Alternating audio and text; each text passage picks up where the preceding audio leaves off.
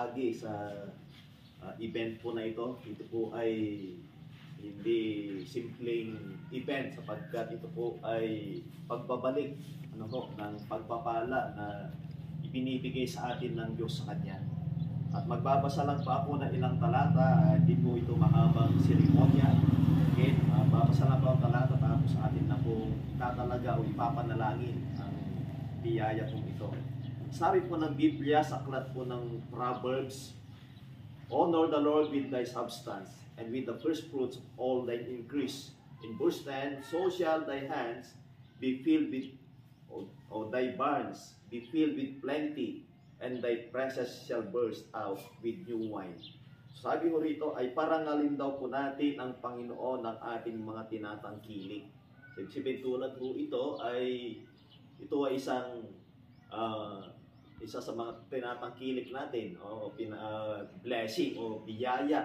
Ang ibig po sabihin na tinatangkilik o yung ating mga ari-arian.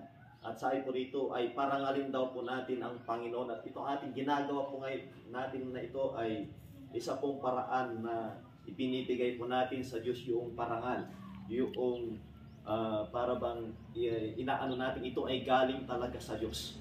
Kaya wala tayong ibang pwedeng gawin kundi ibalik sa Diyos, ipagkatiwala sa Diyos. Yung bawat bahagi ng napakagandang bahay po na ito, na ito po ay galing po sa Panginoon.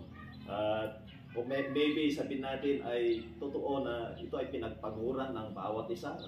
Naniwala ko hindi lang isa yung nagpagod dito.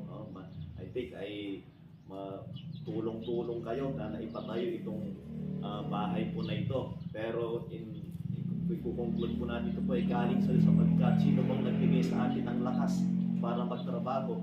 Sino ba nagbigay sa atin ng buhay para makapagtrabaho? Di ba ang Diyos? Kaya lahat ng ito ay ibalik natin sa Diyos. Sabi nga, to God all the glory. Okay, sa Diyos po lahat ang walhati.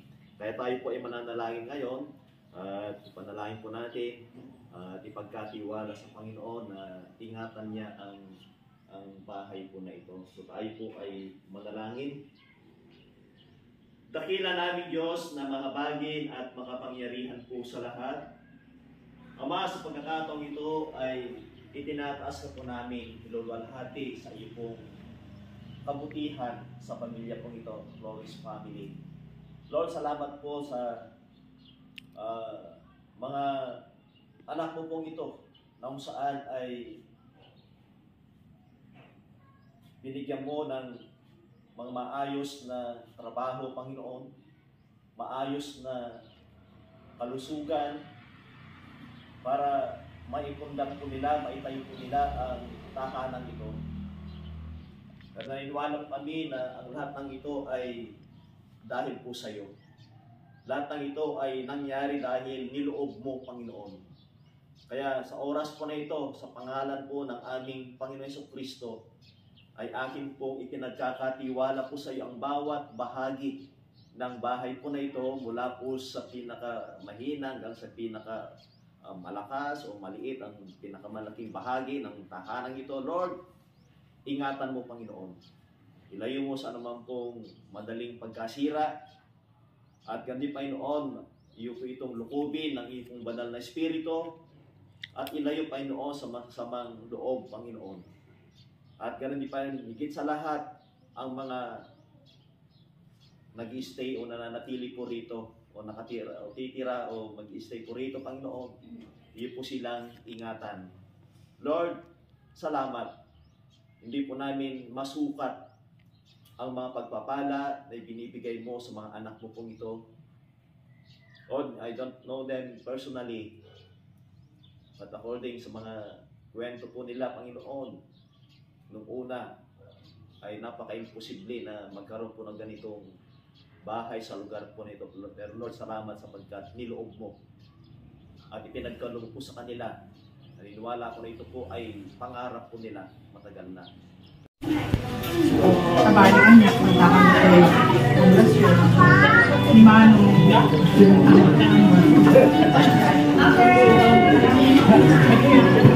kasi nabagyang-yang siya. Kanyang video na kanyang video na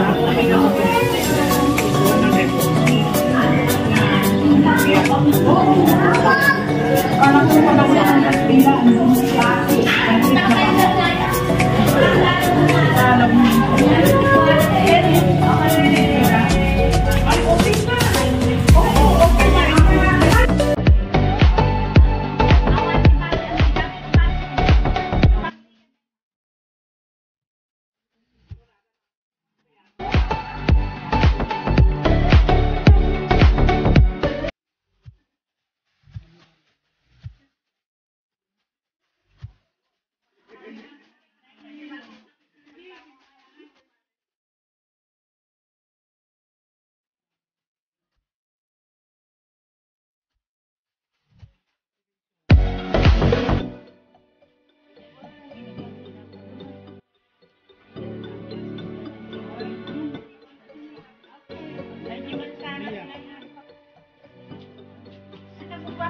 Nakuha nung ilang?